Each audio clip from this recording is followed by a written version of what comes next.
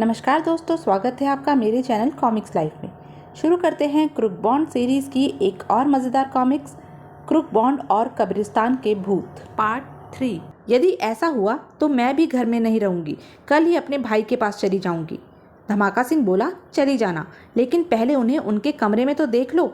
दोनों उसी समय क्रूक बॉन्ड के कमरे में पहुँचे। धमाका सिंह ने कहा, देखा सुअर कितने आराम से सो रहे हैं। अरे भगवान, तुम नहीं समझोगे अपने लाडले की चालाकी को। कितनी चालाकी से हम दोनों को आपस में लड़ाकर वह खुद घोड़े बेचकर सो रहा है। ठहरो, मैं अभी उठाता हूँ। गुलाबवती ने कहा, अजी रहने भी दो, मेरे बेटे की नींद को नज़र मत लगाओ। बेचारे रात भर जागते रहे हैं, इसलिए इन्हें सोने ही दो।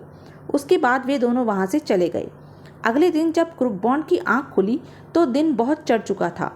क्रूक बॉन्ड सोचने लगा, उठने में बहुत देर कर दी, जल्दी से नहा धोकर नाश्ता करना चाहिए। उसके बाद कब्रिस्तान का एक चक्कर लगाऊंगा।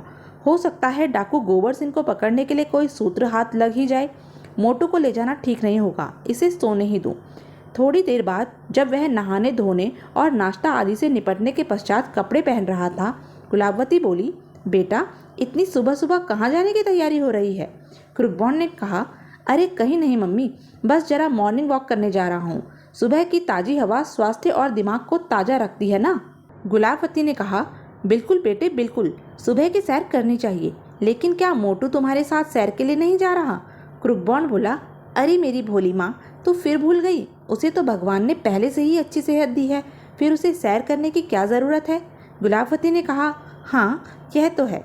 फिर क्रूक बॉन्ड तैयार होकर जैसे ही घर से बाहर निकला, मनमौजी कुत्ता भौंकने लगा। क्रूक बॉन्ड बोला, आहा चेला मनमौजी राम, तुम भी खूब मौके पर दिखाई दिए। प्यारे मौजी राम, तुम्हें बिल्कुल भूल ही बैठा था। आओ तुम्हें भी मॉर्निंग वॉक करा लाऊं। फिर उसने गैराज से अपनी विशेष मॉडल की मोटरसाइकिल निकाली और कुत्ते मनमौजी राम को पीछे बिठाकर पुराने कब्रिस्तान की ओर चल पड़ा। क्रूक बॉन्ड ने कहा, घबराओ नहीं प्यारे मनमौजी, हम नर्क नहीं केवल पुराने कब्रिस्तान तक जा रहे हैं और तुम्हें वहाँ छानबीन करने में मेरी मदद करनी है। कुछ देर बाद क्रूक बॉन्ड ने कहा, लो प्यारे मनमौजी, हमारी सैरगाह आ गई। आज यहाँ तुम्हें इस बात का प्रमाण देना है कि तुम वास्तव में मेरे यानी जासूस क्रूक बॉन्ड द ग्रेट के चेले हो। सिर्फ भौंकने से ही काम नहीं चलेगा, तुम्हें कुछ करके भी दिखाना होगा। क्रूक बॉन्ड ने कब्रिस्तान से कुछ पहले ही अपनी मोटरसाइकिल रोक दी। क्रूक बॉन्ड बोला, चलो चेले नीचे उतरो, यहाँ से हम पैदल ही वहाँ तक जाएंगे। मनमौजी भौंकने लगा। क्रूक बॉन्ड बोला, अरे अरे शोर मत करो, वरना भूत प्रेतों की नींद खुल जाएगी। कुत्ते मनमौजी ने मानो क्रूक बॉन्ड की बात समझ ली। वह चुपचाप सीट से नीचे उतर आया। उसके उतरने के पश्चात क्रूक बॉन्ड भी नीचे उतरा और मोटरसाइकिल को स्टैंड पर खड़ा करके मनमौजी के साथ कब्रिस्तान के मुख्य गेट की ओर चल पड़ा। कुछ ही क्षणों के बाद वे मुख्य द्वार से होकर कब्रिस्तान के भीतर थे। क्रूक बॉन्ड ने कहा, प्यारे मनमौजी, तुम उस तरफ जाकर खोजबीन आरंभ करो, मैं बाकी स्थान का निरीक्षण करता हूँ। यदि कोई खतरा पेश आए तो भौंक कर मुझे सावधान कर देना, ताकि मैं समय रहते भाग सकूं। तुरंत ही कुत्ता क्रूक बॉन्ड की बताई दिशा में दौड़ पड़ा और क्रूक बॉन्ड जेब से आतिशी शीशा निकालकर एक एक मकबरे का निरीक्षण करने लगा। काफ़ी देर तक खोजबीन करते रहने के पश्चात भी क्रूक बॉन्ड को वहाँ कोई ऐसा सूत्र अथवा ऐसा गुप्त मार्ग नहीं दिखाई दिया जिससे वह यह अंदाज़ा लगा पाता कि वहाँ कोई जम्मी दोज अड्डा है। साथ ही साथ पूरे कब्रिस्तान में उसे कोई इंसान या भूत प्रेत भी नहीं दिखाई दिया। क्रूक बॉन्ड सोचने लगा, कमाल है, जब रात को यहाँ भूत दिखाई दिया था तो वह रहता भी यहीं होगा, फिर वह इस समय कहाँ मर गया? तभी उसे मनमौजी मुंह में कुछ दबाए एक तरफ से दौड़ता आता दिखाई दिया। क्रूक बॉन्ड ने सोचा, अरे यह मनमौजी के मुंह में कपड़े जैसा क्या दबा है? मनमौजी के मुंह से कपड़े की एक पोटली दबी थी। बॉन्ड ने जैसे ही उस पोटली को उसके मुंह से निकालकर खोला, उसका दिमाग पूरी तरह घूम गया। क्रूक बॉन्ड बोला, आए, यह तो पोशाक है और इसमें रेडियम युक्त सफ़ेदी से इंसानी कंकाल बनाया हुआ है। ओह, अब समझा, कोई इंसान ही रात को यह पोशाक पहनकर भूत बनता है। अगले ही पल क्रूक बॉन्ड ने कहा, वाह चेले, तूने तो वास्तव में ही कमाल कर दिया। अब हमारा काम खत्म हुआ, चलो यहाँ से चलते हैं। आज रात हम यहाँ के भूतों से निपटेंगे। और कुछ ही देर बाद वह पुनः मनमौजी के साथ मोटरसाइकिल पर सवार हो अपने घर की ओर उड़ा चला जा रहा था। क्रूक बॉन्ड ने सोचा, अब यह सिद्ध हो गया है कि पुराने कब्रिस्तान में भूतों का नहीं बल्कि इंसानों का डेरा है और वे इंसान अच्छे कदापि नहीं हो सकते। हो सकता है वे डाकू गोबर सिंह के ही साथी हों। अब वह घर पहुंचा। मोटू ने कहा, अरे बॉन्ड भैया, यह तुम सुबह सुबह कहाँ चले गए थे? देखो ना, तुम्हारा इंतज़ार करते करते मैं कितना सूख गया हूँ। क्रुकबॉन्ड ने कहा, प्यारे मोटू, यदि इसे ही सूखना कहते हैं तो भगवान जाने तंदुरुस्त होना किसे कहते होंगे। खैर, अब मेरा भेजा चाटने के बजाय मम्मी से कहो कि मेरे लिए जल्दी से खाना लगा दे, बड़े ज़ोरों से भूख लगी है। मोटू ने कहा, लेकिन भैया तुम गए कहाँ थे और यह कपड़े की पोटली तुम्हारी बगल में कैसी दबी है? क्रुकबॉन्ड ने कहा, कहाँ गया था और यह पोटली कैसी है, इस संबंध में तुम्हें रात को बताऊंगा। हाँ, इतना ध्यान रखना कि आज रात हम फिर पुराने कब्रिस्तान चलेंगे। मोटू ने कहा, ठीक है। खाना खाने के बाद बॉन्ड जो सोया तो काफ़ी रात गई ही उसकी आंख खुली। उस समय तक घर के सभी व्यक्ति सो चुके थे। मोटू भी उसी के कमरे में गहरी नींद सोया हुआ था। उसने जल्दी से उठकर बत्ती जलाई। क्रुकबॉन्ड बोला, ओह 11 बज गए और इस कमबख्त मोटू ने मुझे जगाया तक नहीं। अगले ही पल वह मोटू को झंझोड़ कर उठाने की कोशिश करने लगा। अबे मोटू, ओ मोटू के बच्चे, जल्दी से उठ, क्या गधे बेचकर सोया हुआ है? मोटू ने कहा, सोने दो ना यार, कितना सुंदर सपना आ रहा है। अब काफ़ी जगाने के बाद भी मोटू नहीं उठा। क्रुकबॉन्ड बोला, तुम इस तरह नहीं उठोगे, ठहरो, अभी तुम्हारा सुंदर सपना भंग करता हूँ।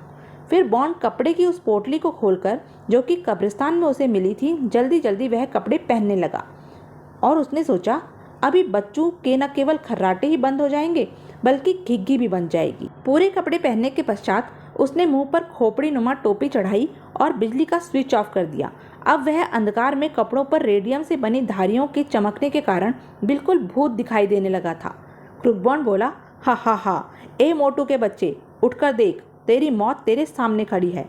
लेकिन मोटू पर उसकी भयानक गर्जना का भी कोई प्रभाव नहीं पड़ा और वह बराबर घर्राटे भरता रहा। यह देख बॉन्ड ने झल्लाकर उसे बुरी तरह झंझोड़ दिया और बोला, अबे कमबख्त, उठ जा, वरना मैं तुझे बिना भुने ही खा जाऊंगा। मोटू बोला, आई भूत। अगले ही पल मोटू बिस्तर से कूदकर दरवाजे की ओर भागा, लेकिन क्रुकबॉन्ड ने उसे पीछे से ही दबोच लिया। मोटू बोला, बचाओ, अरे बाप रे। क्रुकबॉन्ड बोला, अबे अब चीख मत उल्लू की दुम, वरना सब जाग जाएंगे। कहने के साथ ही क्रुकबॉन्ड ने मोटू का मुंह छोड़ा और लाइट जलाकर सर से खोपड़ी नुमा टोपी उतार दी और बोला, यह मैं हूँ, तेरा गुरु जासूस क्रुकबॉन्ड। मोटू बोला, उफ, तो यह तुम हो बॉन्ड भैया, मैं तो तुम्हें सचमुच का भूत समझकर डर गया था। क्रुकबॉन्ड ने कहा, बस अब अपनी बकवास बंद करो और फटाफट तैयार हो जाओ, हम इसी समय पुराने कब्रिस्तान चलेंगे। तुम्हारे खर्राटों ने पहले ही काफ़ी समय खो दिया है। मोटू बोला, लेकिन भैया आखिर यह सब क्या चक्कर है और यह भूतों वाली पोशाक तुम्हें कहाँ से मिली? क्रुकबॉन्ड ने कहा, उसी कब्रिस्तान से। फिर क्रुकबॉन्ड ने कब्रिस्तान में दिन में घटी सारी घटना के बारे में उसे एक एक बात बता दी। अंत में बोला, इस पोशाक के मिलने से अब यह बात साफ हो जाती है कि उस कब्रिस्तान में भूत नहीं बल्कि इंसान ही वास करते हैं और भूत प्रेतों का चक्कर उन्होंने लोगों को डराने के लिए चला रखा है ताकि लोग बाग उनके निकट तक न फटकें। मोटू बोला, तो यह चक्कर है, अब तो हम उनका धनिया बो देंगे, तुम ठहरो, मैं अभी तैयार होता हूँ। उसके बाद मोटू झटपट कपड़े बदलने लगा और बॉन्ड एक गुप्त अलमारी से कुछ आवश्यक वस्तुएं निकालकर जेब और जुराबों में ठूंसने लगा। शीघ्र ही पूरी तरह तैयार होने के बाद दोनों अपने कमरे की खिड़की के रास्ते से होकर बाहर लॉन में पहुंच गए। तभी मनमौजी भौंकने लगा। क्रुकबॉन्ड बोला, चुप हो जाओ मनमौजी, यह हम हैं। मनमौजी ने जैसे क्रुकबॉन्ड की आवाज़ पहचान ली, वह उनके निकट पहुंचकर प्रसन्नता से दुम हिलाने लगा। क्रुकबॉन्ड बोला, मोटू, तुम मनमौजी को लेकर गेट से बाहर निकलो, मैं गैराज से मोटरसाइकिल निकाल कर लाता हूँ। मोटू ने कहा, ठीक है, चलो मनमौजी। फिर मोटू मनमौजी को लेकर चुपचाप गेट की ओर बढ़ गया और क्रुकबॉन्ड गैराज की ओर चल दिया। मोटू के गेट के बाहर पहुंचने के कुछ ही देर बाद बॉन्ड मोटरसाइकिल को बिना स्टार्ट किए ही लेकर उसके पास पहुंच गया। बॉन्ड ने कहा, चलो जल्दी से मनमौजी को साथ लेकर पीछे बैठो, कहीं मम्मी डैडी की नींद खुल गई तो सब चौपट हो जाएगा। मोटू बोला, चिंता मत करो बॉन्ड भैया, अंकल ड्यूटी पर गए हुए हैं, आज से 1 सप्ताह तक उनकी नाइट ड्यूटी है। क्रुकबॉन्ड ने कहा, ओह। फिर मनमौजी के साथ मोटू के पीछे बैठते ही क्रुकबॉन्ड ने मोटरसाइकिल स्टार्ट करके पुराने कब्रिस्तान की ओर दौड़ा दी। लगभग 15-20 मिनट पश्चात क्रुकबॉन्ड ने कब्रिस्तान से कुछ ही दूर पर मोटरसाइकिल रोक दी। मोटू ने कहा, क्यों, क्या हुआ, गाड़ी क्यों रोक दी? क्रुकबॉन्ड ने कहा, गाड़ी को आगे ले जाना ठीक नहीं रहेगा, इसकी आवाज़ सुनकर अपराधी चौकन्ना हो जाएगा, नीचे उतरो, यहाँ से हम पैदल ही आगे बढ़ेंगे। मोटू और मनमौजी के नीचे उतरने के पश्चात बॉन्ड ने मोटरसाइकिल को पास की झाड़ियों में छुपाया और फिर मोटू से बोला, मोटू भाई, अब ध्यान से मेरी बात सुनो। मैं 4 दीवारी फांदकर भीतर प्रविष्ट हूँगा और तुम मुख्य द्वार से भीतर जाओगे। मोटू ने कहा, मम्मा मैं अकेला? क्रुक बॉन्ड बोला, अबे डरता क्यों है भैंसे? भीतर कोई भूत प्रेत या शैतान थोड़े ही है जो तुझे खा जाएंगे, और यदि खा भी जाएं तो चिंता मत करना, मेरे रहते हुए वे तुझे आसानी से हजम नहीं कर पाएंगे। मोटू ने कहा, और यदि उन्होंने मुझे खाने की जगह गोली ही मार दी तो? क्रुक बॉन्ड बोला, तो अल्लाह का नाम लेकर खुदा को प्यारे हो जाने। अब बकवास करना छोड़ो और आगे का रास्ता नापो। मोटू बोला, लेकिन तुम भी मेरे साथ मुख्य द्वार से भीतर क्यों नहीं चलते? 1 से 2 भले रहेंगे। क्रुक बॉन्ड ने कहा, अबे मोटू, तेरी बुद्धि क्या वास्तव में ही घास चरने गई है? क्या इतना भी नहीं समझता कि यदि अपराधी मुझे इस पोशाक में तुम्हारे साथ भीतर घुसते देखेंगे तो उन्हें यह समझते देर नहीं लगेगी कि मैं उनका साथी नहीं बल्कि दुश्मन हूँ। क्रुक बॉन्ड की बात में वजन था, इसलिए मोटू चुपचाप मुख्य द्वार की ओर बढ़ गया। मोटू के जाने के बाद क्रुक बॉन्ड ने मनमौजी से कहा, प्यारे मनमौजी, अब तुम सुनो, तुम्हें बाहर रहकर ही निगरानी करनी है। यदि कोई भूत प्रेत या शैतान की औलाद बाहर भीतर घुसे तो तुम्हें यह पता लगाना है कि वह कहाँ जाता है और क्या करता है। समझ गए ना? मनमौजी ने कहा, कूं कूं कूं।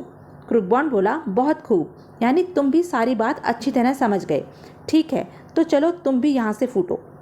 मनमौजी तुरंत मुख्य द्वार की ओर भाग लिया।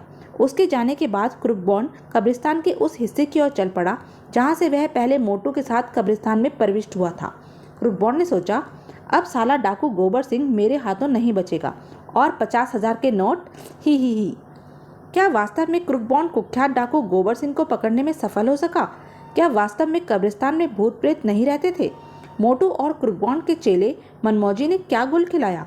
क्या डाकू गोबर सिंह का अड्डा कब्रिस्तान के भीतर था? यदि था तो फिर पुलिस द्वारा अनेक बार छानबीन किए जाने के बावजूद भी उसके अड्डे का सुराग क्यों नहीं मिला था? कब्रिस्तान के वास्तविक भूत कौन थे और उन्हें पकड़ने के लिए क्रुक बॉन्ड द ग्रेट ने कौन सी तुरुप चाल चली? यह सब जानने के लिए बने रहें मेरे साथ, और हाँ, मेरे चैनल को लाइक, शेयर और सब्सक्राइब करना ना भूलें। धन्यवाद।